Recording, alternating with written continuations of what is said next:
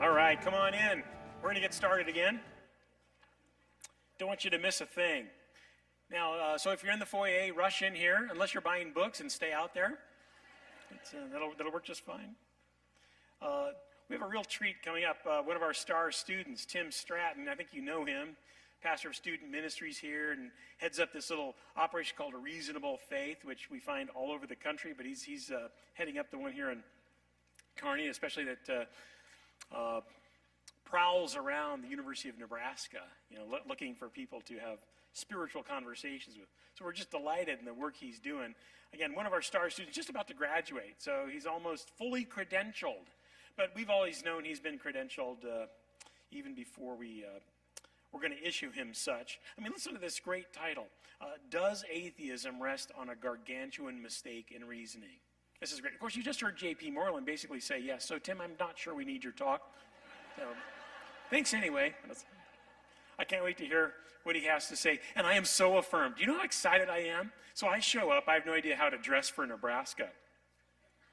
I got kind of a plaid shirt on and a black T-shirt. This is pretty radical for me. Wait till you see what Tim's wearing. Tim, come on up. Thanks, brother.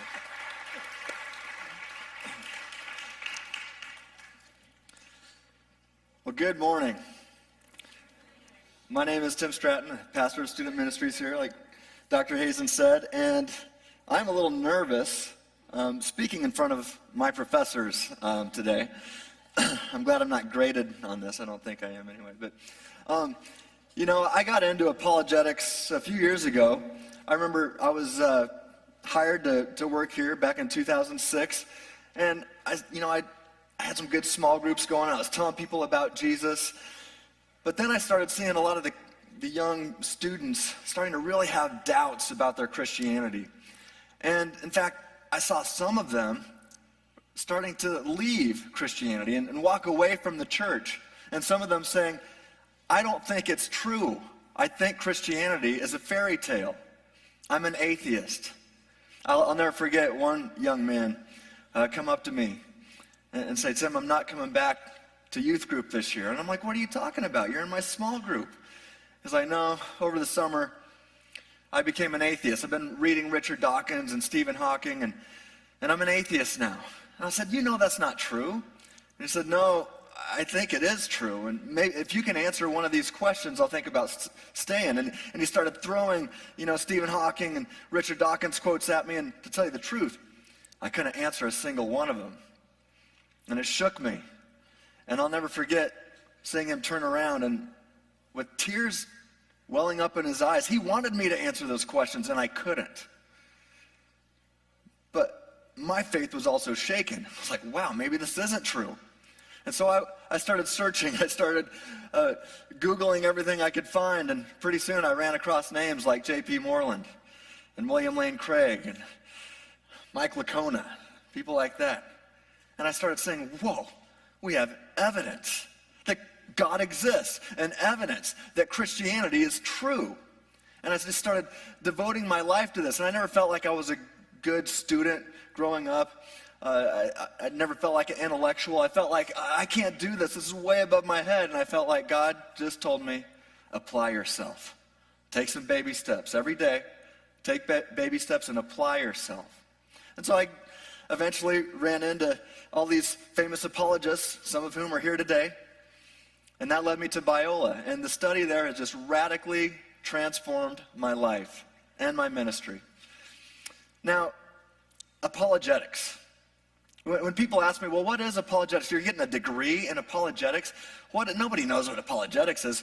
When non-Christians ask me that, to make it simple, it's a philosophy degree. When Christian, people in the church ask me what it is, I've never heard about apologetics before. It's a degree in evangelism.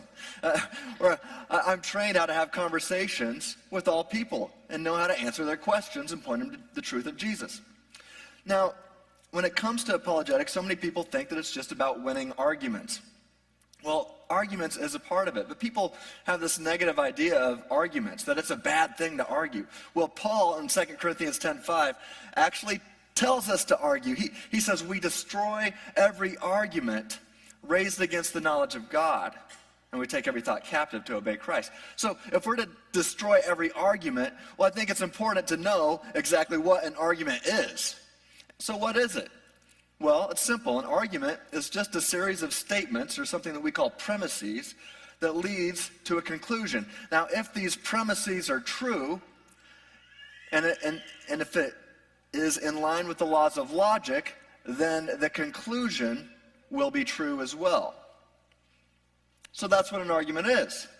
So I thought, well, we have lots of arguments for God. J.P. Moreland just gave you 3 of them. There's a lot more than that, too.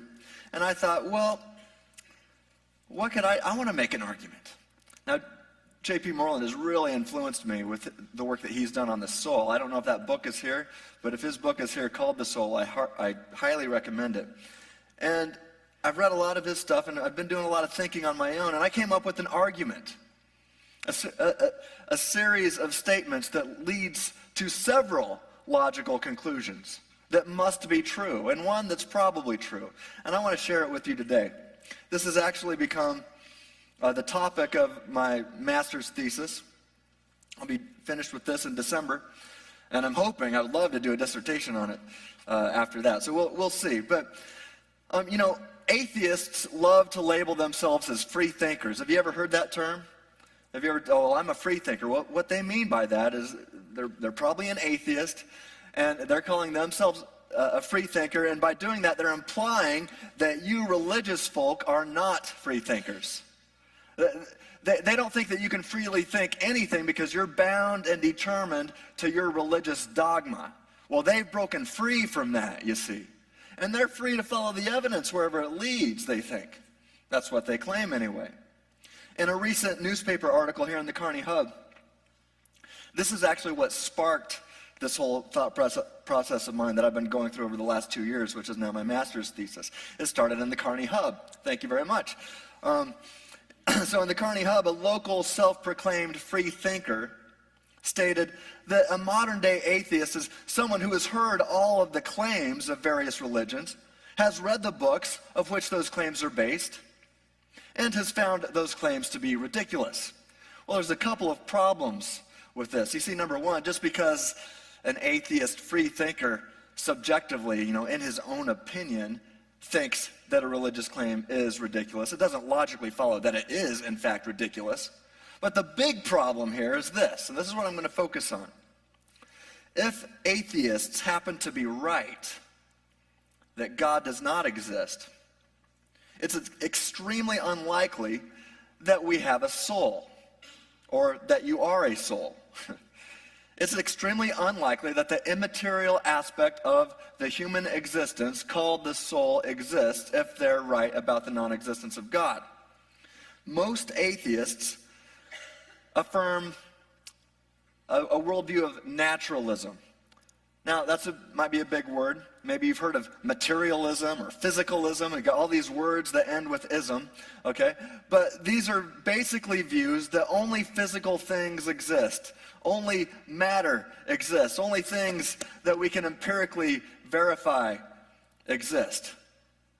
Only physical things. I'm going to use the term naturalism or materialism throughout this talk to mean that. Now, if that's the case, this has led me to the conclusion that it's impossible for an atheist to really be a free thinker, even though they love to call themselves that. I mean, sure, they can join the club and call themselves free thinkers, but if they happen to be right about the non-existence of God, atheists can't freely think anything. Well, if they're right, no one could. This is because if God does not exist, I don't see how anyone could ever freely think about good arguments and evidence and choose to think rationally to come to the most logical conclusions. Now, I came up with this argument. I crafted it, and I gave it to my professor to look at, Scott Smith, who's the colleague of these guys. Had him for several classes, great philosopher. And he polished this argument off for me. It made it look really good. But the argument goes like this. I think we have it on screen. Let's take a look at it. And it's also in I think the first 150 of you that came in have it in your handouts here, in your books. If you don't have it, talk to me afterwards and I'll print you off a copy of this. All right, so this is the argument here. I'm not going to spend time explaining each step in the argument right now, but I will. So I'm just going to run through it really quick. 1, if naturalism is true, the immaterial soul does not exist. Okay, remember, naturalism is the view that no immaterial things exist. Or materialism is the view that no immaterial things exist. Okay? 2, now if the soul does not exist, an immaterial thing, then free will does not exist. I'll defend that. 3, if free will does not exist, rationality does not exist. 4, rationality exists. Now, those are just the premises. It's simple, just 4 simple premises. If those premises are true, these next 3 conclusions are guaranteed to be true, based on the laws of logic. Let's look at these conclusions. 5, therefore, free will exists. 6, therefore, the soul exists. 7, therefore, naturalism is false. And 8, this one's not deductive, this one's an inductive conclusion. That means it's probably true. It's the best explanation, and that is the best explanation for the existence of the soul is God. And I'll take it farther and take the biblical view of God. Over the next half hour or so, I'll discuss and defend each of these steps in this argument. And I'm convinced that this is an extremely sound argument which should give atheists pause before labeling themselves as free thinkers. In fact, by the conclusion of this presentation, I think atheists should see that they can only be free thinkers if they're wrong about God's existence. Let's take a look at this first premise and break it down. If naturalism is true, the immaterial soul does not exist. Now, again, by far the most common worldview of the atheist persuasion is that of naturalism. That nature is all there is, nothing else. Again, you can use the terms materialism or physicalism almost synonymously. Some people disagree on the use of these terms, but for my purposes today, kind of think of them as the same thing. Now, if nature is all that exists, then by definition, God doesn't exist. All right, because God is not a natural thing. As Dr. Moreland talked about, he created natural things. Therefore, he cannot be natural. He's supernatural. Something other than nature is what supernatural means. God wouldn't exist if naturalism is true. Angels and demons would not exist if naturalism is true. Abstract objects would not exist if naturalism is true. And of course, the human soul would not exist either if naturalism is true. Now, atheists hold that things, or if the atheists hold that things outside of nature exist, they're admitting that naturalism is false. And the committed atheist does not want to do that. They don't want to let a supernatural foot in the door, so to speak. So that's why they're committed to naturalism. Because as soon as an atheist would start to say, well, sure, the immaterial supernatural soul could exist, well, now they're letting the supernatural foot in the door, and then why not God? So if they're committed to their faith of atheism, and I do think it takes more faith to be an atheist than it does to be a Christian by far. I don't even think it's close. But if they're committed to their faith, they want to be natural. So by far and away, most atheists are naturalists, especially in the Western world. So like the biblical view of God, the human soul, by definition, is not a physical or a material type of thing. Now, if the soul exists, it leads to some tremendous conclusions. But if it doesn't exist, well, that leads us to our next premise. Let's take a look at it. Premise 2, if the soul does not exist, free will does not exist. Now, I'm going to make it even stronger, and I'm talking about libertarian free will, okay? That means that you are responsible for your actions and your thoughts and choices, things like that, okay? Nothing else. And we can talk about that later. You can ask questions in the Q&A time this afternoon if you'd like. But I'm talking about the fullest sense of free will. So if the soul does not exist, free will does not exist. Why is that? Well, if all that exists is nature, then everything is nature. And then everything is determined by the laws of nature. You see, physics and chemistry, basically. Okay? If all that exists is nature, then everything is bound and determined by physics and chemistry. Now, if everything is everything, then that includes your thoughts and beliefs. Think about that. If everything that exists is nature, then physics and chemistry is forcing you against your will to think whatever it is you're thinking. You're not in control of it. So why think your thoughts are any better than anybody else's? If this is the case, if everything is determined by the laws of nature, then true freedom, this libertarian free will that I'm talking about, does not exist. Now, this premise doesn't actually need much defending as far as I'm concerned, because most of the world's most famous atheists, scientists and philosophers and who have you, they will defend this premise for me. I think this makes this premise really strong. Everybody from Richard Dawkins to Stephen Hawking to Sam Harris. I mean, I could spend a whole half hour listing off the guys that are going to defend this premise for me, and they're atheists. They're naturalists. Let's take a look at just three of them right now. Let's start with Richard Dawkins. There he is. There's Richard Dawkins in front of his bus. There's probably no God. Now stop worrying and enjoy your life. He thought he was pretty clever there, but let's see if he's right. Richard Dawkins was reading from his book, The God Delusion, which has sadly become the atheist's Bible today. And I'll tell you, Richard Dawkins is a biologist and he's not a philosopher. And most people don't realize that aren't trained in logic and philosophy. But even if his arguments in his book, if all the premises were true, even his conclusion that God probably doesn't exist doesn't logically follow from his premises. He doesn't realize that. Well, he's not a philosopher. He's not trained in logic. Okay? But he's got a bigger problem. We can demonstrate that at least two of his premises are false. So his book is just not very good, to be kind. Now, he was reading from his book not long ago, and it led to a good discussion. And this is what he said afterwards. Dawkins, I guess, first of all, believes that we are all determined to our actions and our beliefs, ultimately, if he's going to be consistent. He was talking about justice and morality. Dr. Moreland kind of talked about objective morality, right? And he was talking about this, and this is his quote. He said, "None of us ever, as a matter of fact, say, 'Oh, well, he couldn't help doing it,'" talking about violent criminals, right? "Oh, well, he couldn't help doing it. He was determined by his molecules." And then he paused and he said, maybe we should. Well, maybe you've heard of Stephen Hawking. Let's see what he says. Excuse me. Stephen Hawking rejects free will. He writes in his book, "It's hard to imagine how free will can operate if our behavior is determined by physical law.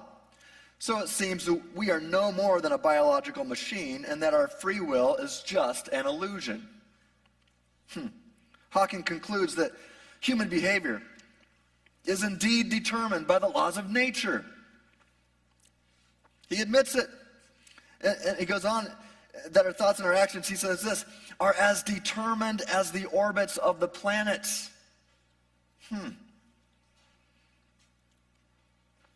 Sam Harris, have you heard of him? He's recognized as one of the four horsemen of atheism today in the world. He's a famous new atheist, philosopher, and a neuroscientist. Best-selling author. Sam Harris writes this. In fact, he's got an entire book on the subject of free will, and guess what it's called? Free Will. All right. Let me read his quote to you. I think we have it on the screen. There we go. "Free will is an illusion," he says. "Our wills are simply not of our own making. Thoughts and intentions emerge from background causes of which we are unaware and over which we exert no conscious control. We do not have the freedom we think we have. Free will is actually more than an illusion, or less, in that it cannot be made conceptually coherent. Either our wills are determined by prior causes, and we are not responsible for them, or they are the product of chance, and we are not responsible for them." End quote. You see, I think it's comforting to see the consistency of some of the world's most famous atheists on this topic, but you know what? I don't think they've taken their thoughts and beliefs to their logical conclusions. I'd like to help them out here today and help them do that. Let's go to premise 3. If free will does not exist, rationality does not exist. Now, when I came up with this argument, I thought I'd kind of get it peer reviewed a little bit. So I actually argued it in the Carney Hub for a while. I argued it on Facebook, wherever I could find a thread or a forum of some kind that people would want to argue this. And I tried to argue it face to face as much as I could. I want to see, is my argument good? Should I do a master's thesis on it? Because if it's no good, I want people to demonstrate this to me, and I'll do something else. And this premise is the one that is the most aggressively attacked every single time. So it's an important one. Let's take a look at it. It's important because if this premise is true, then this becomes, I think, an inarguable argument. Because to argue against it, one must appeal to rationality. And that argument would affirm the very point I'm making. I'm going to talk more about rationality in a little bit. Now, it seems to me that this premise is completely logical. After all, given the naturalist view of scientific determinism, and what I mean by that is naturalistic determinism, that nature determines everything, okay? Since that's the naturalist view, that they're determinists, how could anyone ever freely choose to be rational or to even engage in the process of rational thinking, rationality? Again, I'm going to explain and define rationality soon. Think about it this way. If everything is just dominoes falling, right? If the naturalistic falling dominoes of cause and effect determine everything, including your very thoughts and beliefs, the choice to follow the laws of logic and to think rationally would only be an illusion. Sam Harris says that free will is an illusion, nothing more. The naturalistic determinist did not come to the conclusion based on their intelligence and by choosing to examine the evidence and deliberate between two ideas and then infer the best explanation. No.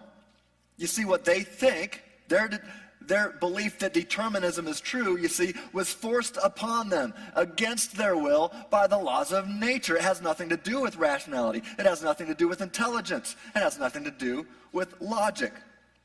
No, if they happened to be correct, they were simply determined by chemistry and physics to be determinists, to believe determinism is true. There's no free will involved either in assessing whether that belief is better than another or not. William Lane Craig, he's been talked about a couple times today. He makes this point loud and clear. Kind of a long quote, but it's really good. So I want to read it to you. I think we have it, at least part of it there. Dr. Craig says this: there's sort of a dizzying, self-defeating character to determinism. For if one comes to believe that determinism is true, one has to believe that the reason he has come to believe it is simply that he was determined to do so. One has not, in fact, been able to weigh the arguments pro and con and freely make up one's mind on that basis. The difference between the person who weighs the arguments for determinism and rejects them and the person who weighs them and accepts them is wholly that one was determined by causal factors outside of himself to believe and the other not to believe. When you come to realize that your decision to believe in determinism was itself determined, and that even your present realization of that fact right now is likewise determined, a sort of vertigo sets in. For everything that you think, even this very thought itself, is outside of your control. Determinism could be true, but it's very hard to see how it could ever be rationally affirmed, since its affirmation undermines the rationality of its affirmation. That's a mouthful. Maybe you didn't catch it. It took me I had to read it about 20 times before I started to understand it. Let me try to sum it up for you in other words. What makes one person's determined beliefs that determinism is true better than my determined beliefs that determinism is false? And how would you justify that if your justification is determined? Not by you, but by the rational or irrational, something that's not rational, chemistry and physics. You see, it's basic common sense that we all know that we are free and make real choices, at least occasionally. And to deny this is ultimately to reject rationality and knowledge altogether. Therefore, a naturalist has no grounds to state that naturalism is true, you see. In fact, it's an utterly irrational statement, or at least non-rational statement, if naturalism is true or not. Making the claim that naturalistic determinism is true is not a rational statement. Do you see that? Are you following? You tracking? There's no free will involved in assessing if that belief is better than another one or not. So is naturalism a self-refuting position? Well, yes, I think it is. Let's examine the next premise. Pretty simple. Number 4, rationality exists. All right, I told you I was going to tell you what I mean by this term. My professor, Scott Smith, told me as I was really trying to understand what this meant, he said, pay attention to what you do when you rationally deliberate. So I thought about it. I paid attention to what I was doing, this process of rationality that I refer to. I paid attention to it over weeks, maybe months. And this is what I eventually came up with. I'm sure we can, Dr. Merlin can make it a lot better, but this is what I came up with. The process of rationality requires the ability to be able to think of and about competing hypotheses, deliberate between them, and infer the best explanation via the laws of logic. I think that's in your books. All right, we have to be able to think of and about competing hypotheses, deliberate between them, and then infer the best explanation. Now, if you're determined, how do you know it's the best? Now, I'll tell you this. Given this definition, the process of rationality requires 2 key ingredients. Number 1 is something called intentionality, and the other is libertarian free will. Don't worry about intentionality right now. If you want to ask me questions about it later, you can. But I'll just tell you this. On naturalism, and I'll tell you, many atheists are agreeing with this, intentionality is impossible. I'm not going to tell you what it is right now because that's a whole other talk. But it's impossible. I'm focused on the other one, libertarian free will, and I think they all, I don't know of one atheistic scientist, and I can't even think of an atheistic philosopher right now, that affirms libertarian free will. Some will try to affirm a form of what they call compatibilistic free will, but that's just determinism with frosting on top. Okay, it's still determinism. I think both of these key ingredients are impossible on naturalism, but let's just focus on libertarian free will right now. Rationality exists. That's premise 4. And this premise seems to be self-evident. After all, if one is going to argue against premise 4, what are they going to do? They're going to affirm it because they're going to have to bring a rational argument to argue that rationality doesn't exist. So you can't do it. It's impossible. Rationality exists.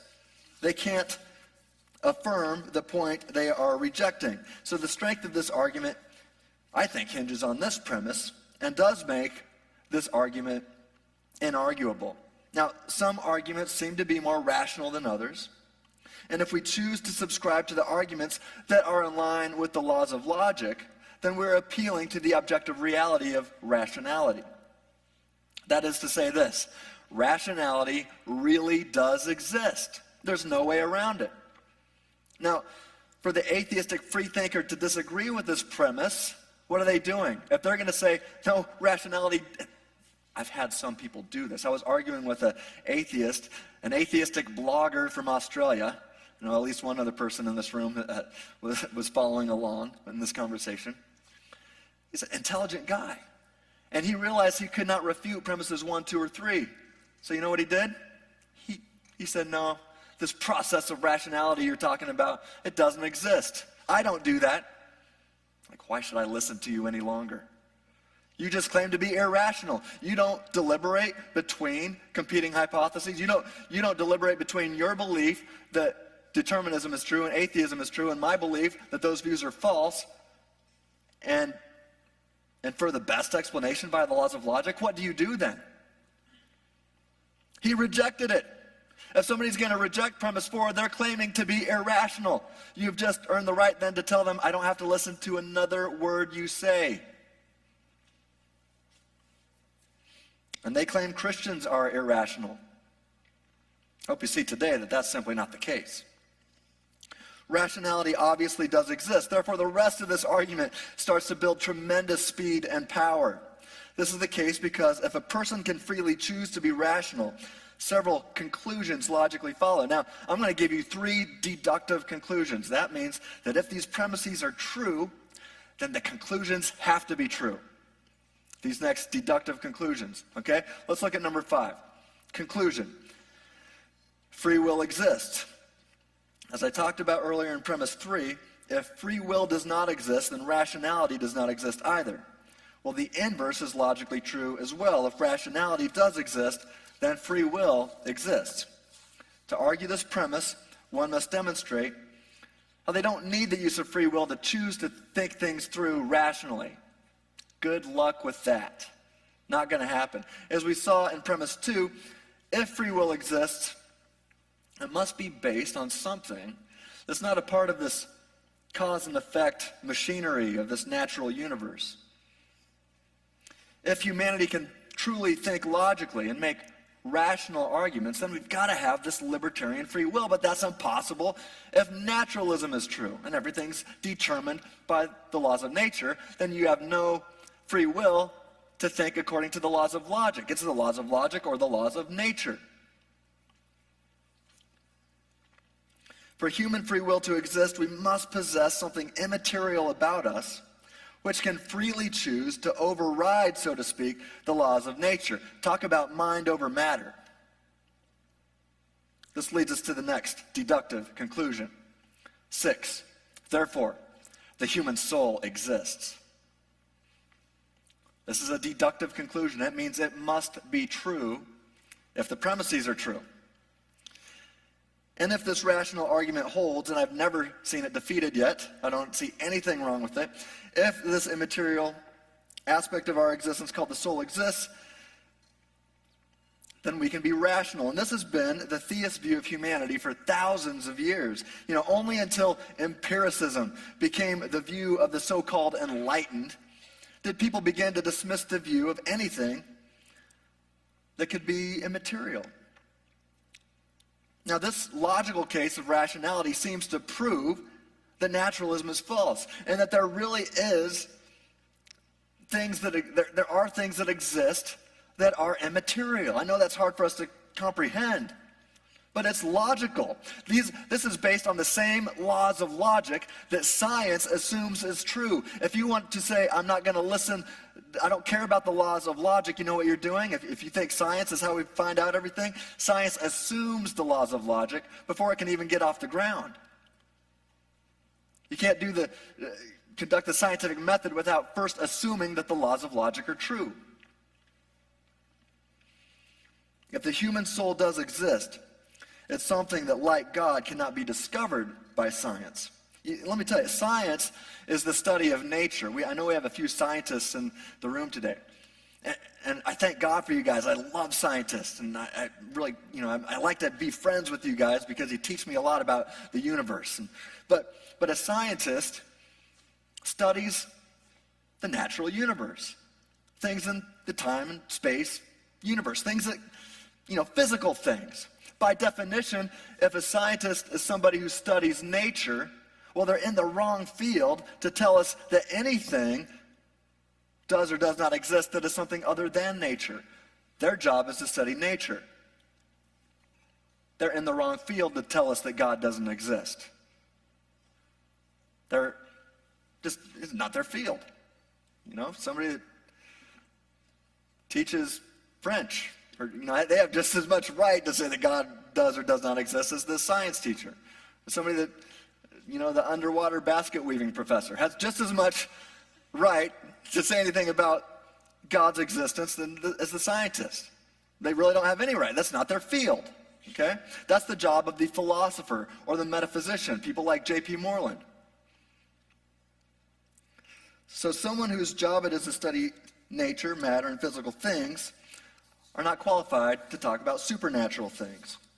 Now, the scientific method is only applicable to things in the natural universe, right? And I just told you that science can't discover everything. That's a common misconception that most Americans and people in Europe think today, science is everything. We don't know any. No, let me tell you, science assumes some things that it cannot test. For example, mathematics and logic. It assumes these things are true. And it is impossible for science then to say anything about the supernatural, if it exists or not. Now, this rational case that I've offered is a good piece of evidence that the soul does exist. But is there more evidence? Well, our very own J.P. Moreland, like I said, he's influenced me a lot. He's provided a powerful philosophical case, another logical case. All right, I've just given one logical argument that the soul exists. He gave another one based on the logical law of identity. And there's three main laws of logic. This is one of them, called the law of identity. And according to the laws of logic, there is a property that I have that my body does not have, and therefore I am not my body. I am what I'm calling a soul. Now, we can prove this based on the law of identity. Think about this. This is JP's analogy. Suppose I have two glasses of clear liquid, okay? One is labeled water, and the other is labeled H2O. But I don't know if they're the same thing or not. I don't know what H2O is. Let's assume none of us do. One's labeled water, one's labeled H2O. We don't know if they're the same thing or different. They look the same, right? But I just don't know. Now, is there any property that water would have that H2O would not have, or vice versa? No, the same temperature that would force water to boil would also force H2O to boil. And the same temperature that would force H2O to freeze would also force water to freeze. Because they are the same thing. They're identical. They share all the same properties. Here's the point. Even if life after death is false, I am at least possibly the kind of thing that could live after my body dies. At least possibly, right? We've seen movies where that happens all the time. We can imagine this. But if I'm the kind of thing that could, at least possibly, exist disembodied or outside of my body, then I cannot be my body. This is basic logic. Let's think about this. Some people say, well, you're just your body, or you're just your brain. That's all you are. No. If I'm possibly disembrainable, I think I made up that word. If I'm possibly disembrainable, but my brain is not disembrainable, then it proves, based on the laws of logic, the same logic that science assumes is true, right? It proves that I'm not my brain, because there is something true of me that is not true of my brain. Namely, I'm the sort of thing that could survive the death of my brain, even if I don't. But the brain cannot survive the death of the brain. Therefore, I am not my brain. We are not the same thing. Therefore, I am what I am calling a soul that uses a brain in this physical world. But I'm not identical with my brain. So, I've given you a logical argument that the soul exists. J.P. Moreland offers another logical argument that the soul exists. Now, we've got millions. I was talking to Dr. Moreland about this over dinner last night. Millions upon millions of testimonies of NDEs, near-death experiences, or out-of-body experiences. Millions in this country, millions more around the world documented of out-of-body, near-death experiences. Now, naturalists, the person that thinks that only natural things exist, they utterly reject the countless testimonies, the millions of testimonies about these out-of-body experiences because of their assumptions, their presuppositions that naturalism is true, not because of evidence. But if they're honest, they will at least admit that these accounts of out-of-body, near-death experiences are at least testimonies that could be true. If they're honest, they'll admit that much. But if they admit that much, what are they admitting? They're admitting that you're not your body. Now, in these countless testimonies around the world, people are looking down on their bodies. I had a long talk at LAX one night. I spent the night at LAX. Don't recommend it. But the guy that I wound up sitting next to was the surgeon from the Bahamas, and he was on his way to a conference in San Francisco, and he'd missed his flight too, and he was an atheist. And I asked him, have you ever been operating on somebody, and they flatlined, and then you brought him back, and then they told you what you were doing to him, and maybe told you what was going on in other places in the hospital? And he said, it happens all the time. And you're still an atheist? You're a naturalist? Well, how does that make sense? In these countless testimonies around the world, people are looking down on their bodies without the use of their eyes. Their eyes are in their bodies, they're shut. They're gaining knowledge of things that would be impossible for them to know beforehand, and they're doing things in places where their bodies aren't. This provides testimonial evidence that people are immaterial selves that can actually leave the body and continue living. So I've given you a logical argument. Dr. Moreland's given you a logical argument. We've got millions upon millions of testimonial evidence. And now I'm going to give you a little bit of scientific data that supports this argument. But wait, didn't I just say a little while ago that science is in the wrong field and can't make any claims about supernatural things? Yes, the scientists cannot say definitively that we can prove scientifically that God exists or the soul exists, or that they don't. But scientific evidence provides strength and support for premises and philosophical arguments that lead to logical conclusions with theistic or supernatural implications. All right? So we can use science. Is that up there? Good. Write that, or it's probably in your book. If it's not, write it down. Scientific evidence provides support for premises and philosophical arguments that lead to logical conclusions with theological or supernatural implications. Let me share this with you.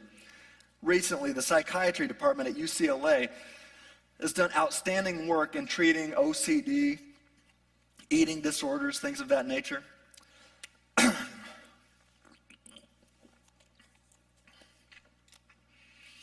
And this is a study called self-directed neuroplasticity. Self-directed neuroplasticity, that's a mouthful, huh?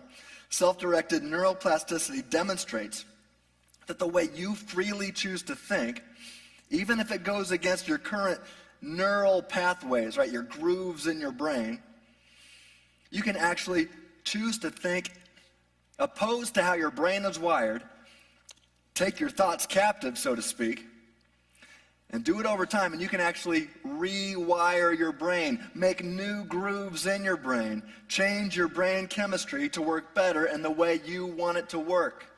What does that prove? Well, what Dr. Jeffrey Schwartz, who kind of leads this field at UCLA, says, he wrote a book entitled, You Are Not Your Brain. This is from UCLA. You are not your brain. Because if you can freely choose to change it, you're not your brain.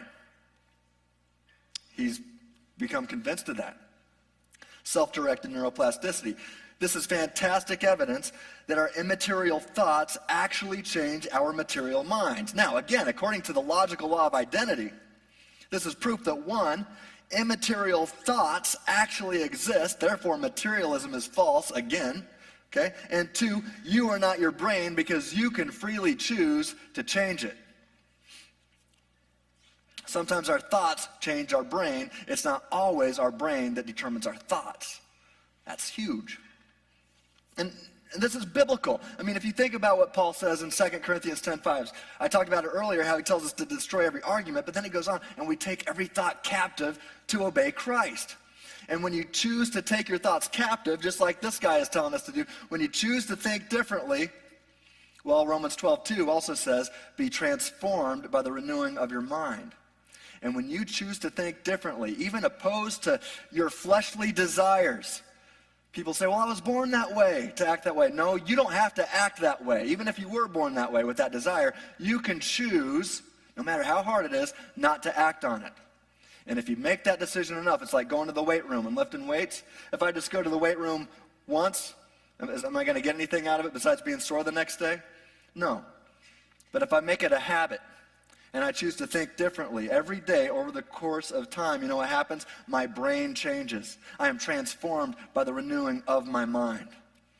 Paul was onto something some 2,000 years before these guys came along and proved it scientifically. Now, these countless testimonies of near-death experiences that I talked about, this recent data from UCLA, it all adds to the arguments based on logic that Dr. Moreland and I have offered, that there is an immaterial aspect of our existence. Now, if that's the case, the next point logically follows. Point 7, the most common view of atheism in the world today is naturalism. Therefore, if all these premises are true, naturalism is false. It's a deductive conclusion. It must be true.